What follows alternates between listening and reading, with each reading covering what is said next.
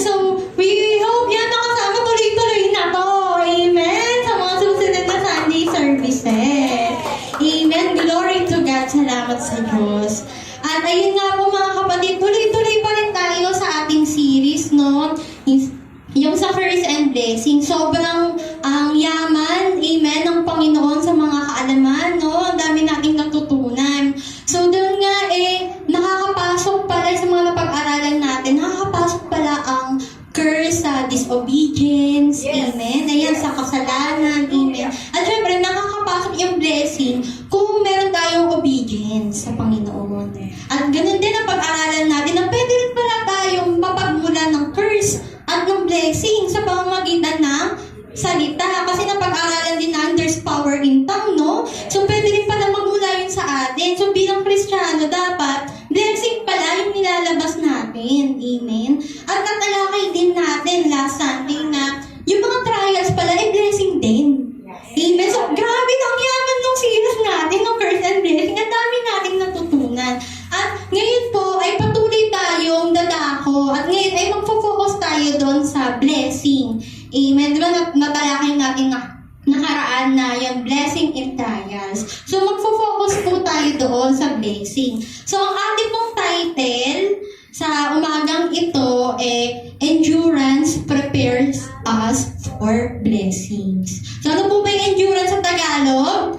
Pagtitiis. Ayan. So ayun pala, isang way pala yon yung pagtitiis para makamtan natin yung blessing. So, ayan, basahin po natin ang ating key verse.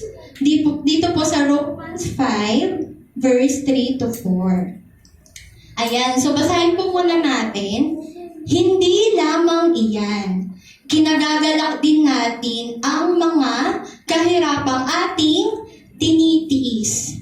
Dahil alam nating ito'y nagbubunga ng pagtsatsaga. At ang pagtsatsaga ay nagbubunga ng mabuting pagkatao. At ang mabuting pagkatao ay nagbubunga ng pag-asa. So, basahin din po muna natin saglit sa English. Maganda rin sa English eh. Kinuha NIV. Not only so, but we also glory in our sufferings. O, dito ginamit sufferings, di ba? Yung sa pagtitiis. Because we know that suffering produces perseverance, perseverance, character, and character, hope. Amen. So, ayan, bulay-bulayin po natin. Sobrang ganda ng verse na ito. Diba? Balik tayo dun sa ating Tagalog na version. So, sinabi dito, ikinagagalak din natin ang mga kahirapang ating tinitiis. So, ibig sabihin po pala, dapat kapag dumaranas tayo ng pagtitiis, dapat meron ding joy sa puso natin. Amen. Ayan. So, kailangan pala, meron tayong, ayun nga, masaya tayo, amen, na dumaranas tayo ng pagtitiis. Kasi, magbubunga ito ng pagtsatsaga or perseverance. Ganun po pala, hindi pala lalabas si pagtsatsaga or si perseverance kung walang pagtitiis.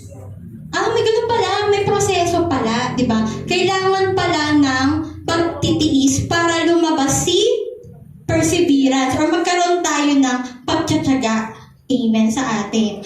So, ayan, example, sa mga estudyante. Ayan, halimbawa, ang goal ng mga estudyante, ano bang goal ng mga estudyante? Makapagtapos, amen, makagraduate, amen. So, halimbawa, Lord, pray ko po na makapagtapos po ako ng college. Amen. Di ba may mga course?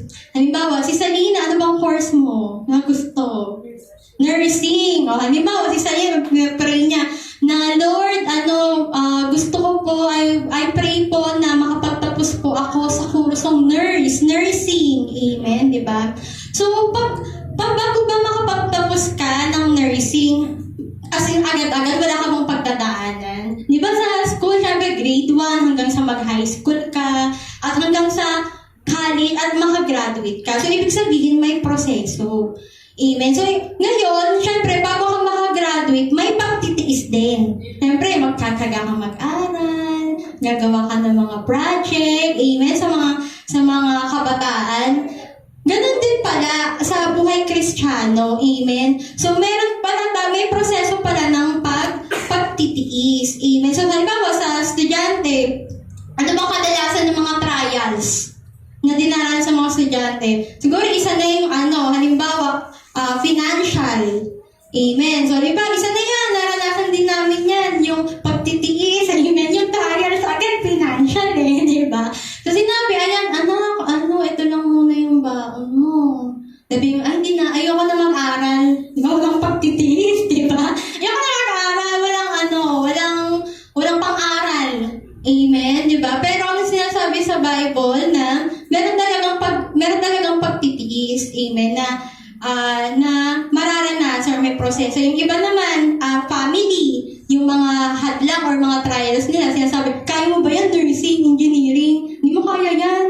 Diba? Ang dami pang mga trials sa buhay, diba? Or iba, persecution, pinapersecute ka, ganyan pang kurso yung kukunin mo, mga ganyan. Ang daming mga opinion or ang daming mga komento, amen. Pero, para makuha mo yung talagang goal mo, is kailangan magtiis ka. Diba sinasabi ng mga magulang, anak, pagtiisan mo yan ha, pagtiyagaan mo mag-aral para makatapos ka, amen. So, meron talagang proseso ng pagtitiis, amen. Yung iba nga mga kabataan, di ba, bago sila pumunta sa school, di ba marami yung ibang mga bata sa mga bundok nakatira, bago sila makapunta sa school, magtitiis sila, maglalakad sila. Yung iba nga, bundok-bundok yung tinatawid, yung iba ilog-ilog pa, iba putik-putik pa para makapasok lang sa school. Amen. May pagtitiis talaga. Amen. Nandun talaga yung proseso. At kapag naranasan yun, may mga pagtitiis, magkakaroon ka ng pagtsatsaga Diba? Magiging hobby mo na sige, titiisin ko kahit ganito lang yung baon ko, papasok ako sa school kasi ang goal ko is makapagtapos. Diba? Titiisin mo yan hanggang sa meron ka ng pagtsatsaga. Everyday na yan, nilalakad mo, kahit wala kang pamasahe. Go! Kasi andun na nahubog na sa'yo yung pagtitiis Maga-immune ka na sinatsaga mo na. Diba? Lagi ka na pumapasok. Hanggang sa nakagraduate ka na. Amen? So, ganun meron talagang proseso ng pagtitiis. Naalala ko nga din na ikwento ko rin kahapon sa mga youth. Pero ito naman yung elementary ako. Ang problema ko talaga sa pag-aaral is financial. Kasi wala po talaga kasi kami nung mga syempre pang-aral. So, yun, naalala ko po, di ayan na mag-lunch break na, ganyan. Titignan mo yung lagayan ng mga lunch box kung may baon ka doon. Ay, wala na naman akong baon. Ganyan yung naalala ko. Di syempre mga classmates ko, nagkakainan na sila, ganyan-ganyan. Ako wala akong baon. So, ang gagawin ko nun, na-burn pa yun siguro grade 5 ako nun. Sila ko yun in high school ata nun. Kung wala akong baon, wala din silang baon. So, damay-damay na to. So, ang nangyari nun, di sila lahat kumakain na sila lunch, ganyan. So, ang gagawin ko, ikot-ikot na lang ako sa school, o di kaya, nasa CR lang ako, tatambay lang ako sa CR hanggang matapos yung lunch. Kasi kapag tumambay ako sa classroom, may ingit ako. Kasi nga lang sila, yung ibang pa ng mga classmates, mga rich kid, yung mga ulam, fried chicken, nuggets, mga rich kids. So, kapag tumambay ako sa classroom, may ingit ako. So, ako nahiya ako, wala akong baon, ganyan. So, ang gagawin ko, pupunta na lang ako sa CR, tambay-tambay lang ako doon, ganyan. Hanggang magpapalipas ako ng oras. So, may pagtitiis talaga. Hindi gusto ko pumasok, kaya gusto ko makapagtapos ng pag-aaral, titiisin ko kahit wala akong baon. Amen. So, gano'n, may proseso talaga hanggang sa naging immune na ako. Kasi, okay na naranasan mo na yung pagtitiis Nagkaroon na ako ng pagtsatsaga. Kahit college, papunta Kabsu. Walang pamasahe. Ang pamasahe mo lang papunta.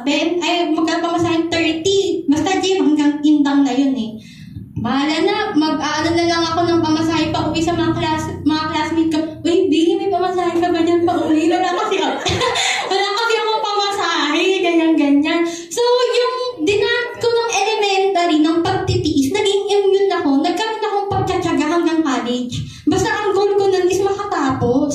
So, totoo pala yung sinasabi sa Bible na kailangan magkaroon tayo ng pagtitiis. Amen. Para ma-mold sa atin yung pagtsatsaga.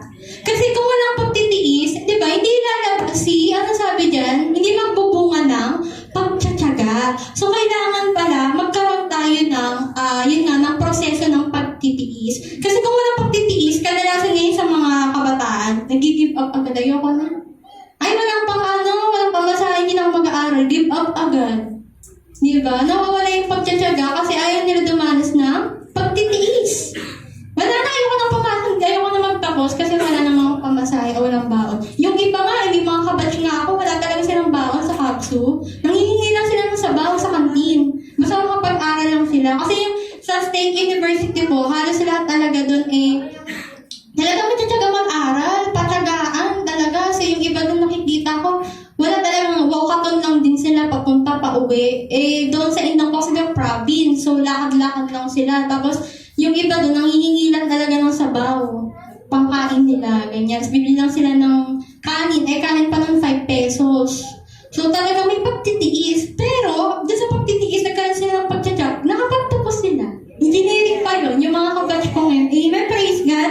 So, kailangan ko lang talaga ng mga pagtitiis. Kasi, kapag nagkaroon po tayo ng pagtitiis, di ba? Magkakaroon tayo ng pagtsatsaga. Magiging happy na, okay lang yan. Naranasan na yan. Nagkaroon ka na ng pagtsatsaga sa sarili mo. At, after, pag nagkaroon ka ng pagtsatsaga sa sarili mo, ano pong next? At ang pagtsatsaga ay nagbubunga ng mabuting pagkatao. So, lalabas na sa iyo si good character. Amen? Pansin niyo po, kadalasan ng mga dumana sa hirap, mabubuting tao. Amen? Di ba? Kadalasan talaga sa mga talagang dumana sila sa hirap, pagtitiis, pagtsatsaga, nagiging mabuting tao sila Amen? Ay, po kasi yung process sa Bible Di ba kadalasan yung iba na sakto lang sa pamilya nila. Tapos pag may nakita silang may nangangailangan, ibibigay pa nila yun. Amen? So, yun yung namumod Kapag dumaan po tayo sa proseso ng pagtitiis, pagtsatsaga, lalabas si good character sa atin, di ba? Magiging mabuting tao po tayo. Yan, syempre, aayon tayo sa kalooban ng Panginoon. At tapos tingnan po natin yung mga taong walang pagtitiis. Diba? Gustong instant lahat. Anong nangyayari? Diba? Mga subagil or mga, ano bang tawag doon? Mga spoiled brat, diba? Mami, I want that! Diba? Ibigay naman ng magulang. Ayan, sige. Ayaw kakayaan yung anak na magtiis ng hirap. Hindi, ano nangyari sa anak? Diba? Na-spoiled or hindi marunong yan. Hindi marunong magtiis. Ending niyan, nag-give up agad. Napapansin ko din yan sa mga bagong generation. Onting hirap sa trabaho, resign. Ayaw ng hirap. Meron ako yan, mga 22 ata siya. Hindi ko kabatch. Millennials pa ba yun?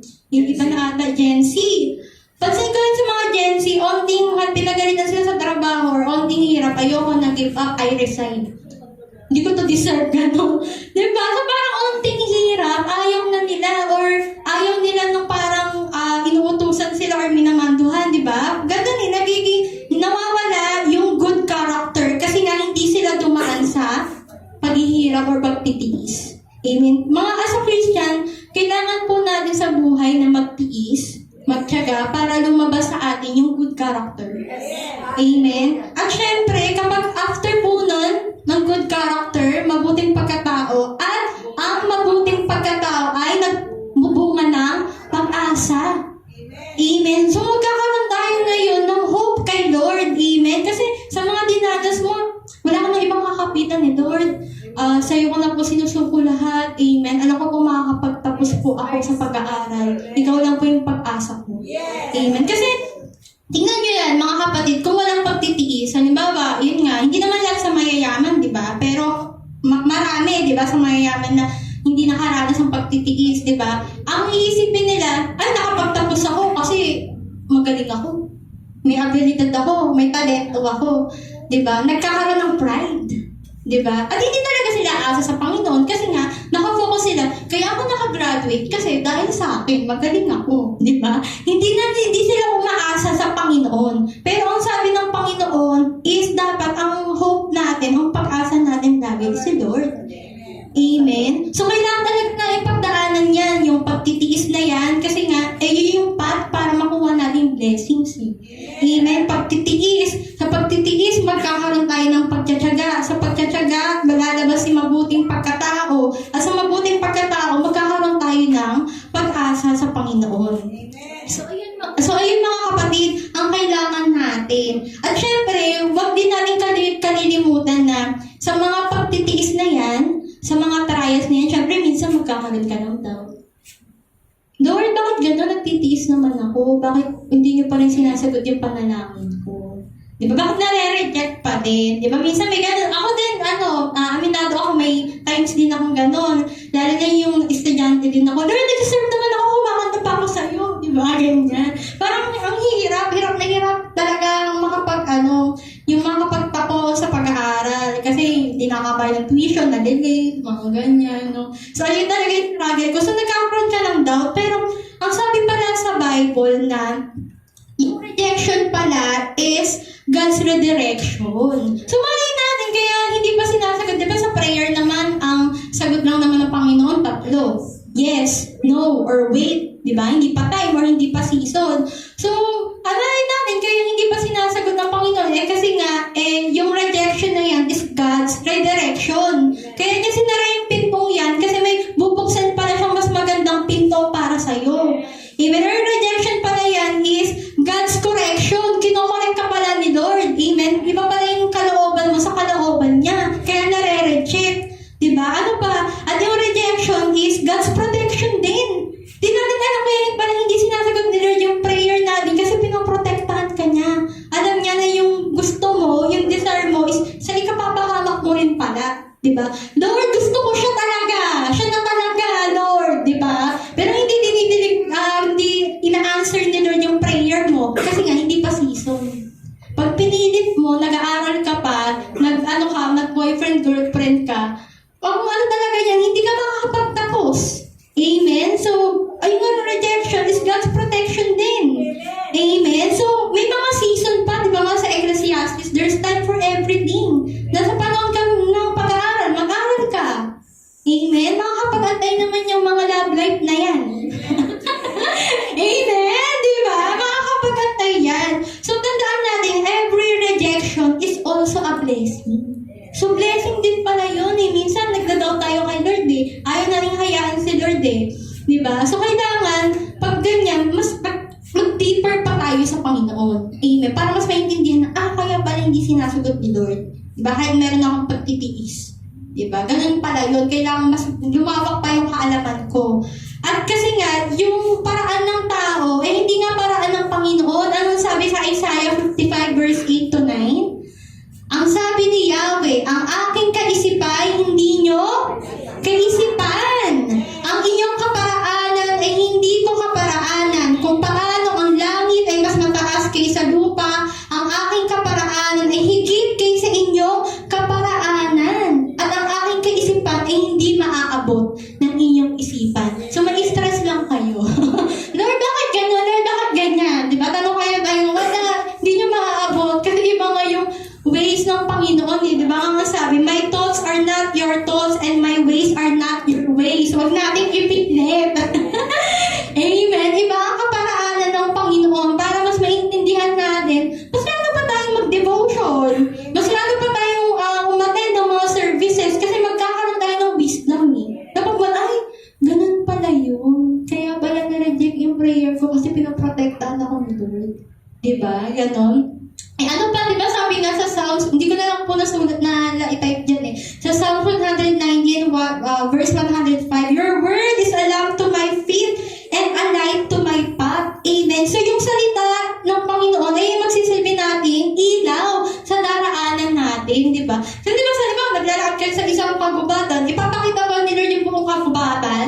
Diba? Ang ipapakita lang yung step, diba? Your word is a lamp to my feet, diba? Para makalakad tayo dyan sa buong kagubatan man yan or dito sa mundo. So, kailangan natin ng ilaw. Diba? Para hindi tayo maligaw. Magkaroon tayo ng wisdom. Doon pala yun. Doon pala ako pinapapunta ni Lord. Amen? So, kailangan yun na natin ng salita. Sabi nga rin sa Hebrew 11 verse 1, faith is the substance of things hoped for. Amen? Diba meron na tayong pag-asa sa Panginoon? So, kailangan din ng kalakip na faith and the evidence of things not seen. Bakit hindi pa clear lahat? Ito pala, kasi dito nga eh.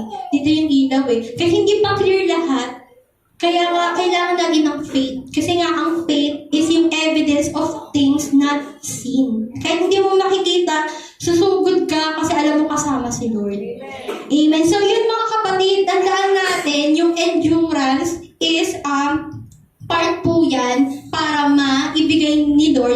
bless you. Amen. So ayun, maraming salamat sa Panginoon sa kanyang mensahe sa oras na ito at mas lalawak pa yan mamaya. Amen. Glory to God. Muli mga kapatid, palakpakan